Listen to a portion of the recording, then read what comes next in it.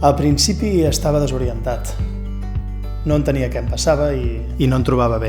El primer que necessitava era que l'escoltessin. El vam acollir i vam establir un pla terapèutic a la mida de les seves necessitats. Al centre vaig trobar grans persones i grans professionals que em van acompanyar en tot moment. Per nosaltres el més important és la persona i el tracte humà és essencial.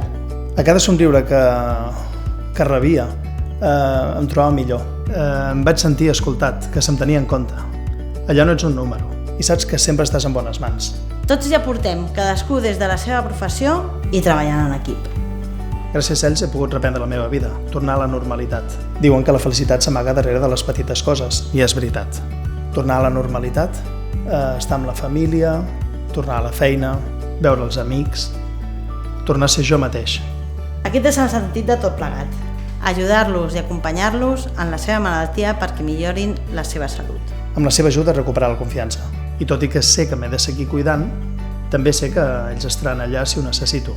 En aquesta feina s'ha de donar molt, però també reps molt. La seva humanitat, el seu agraïment i la satisfacció de veure que els podem ajudar a reprendre el seu projecte de vida. Ara puc tornar a començar.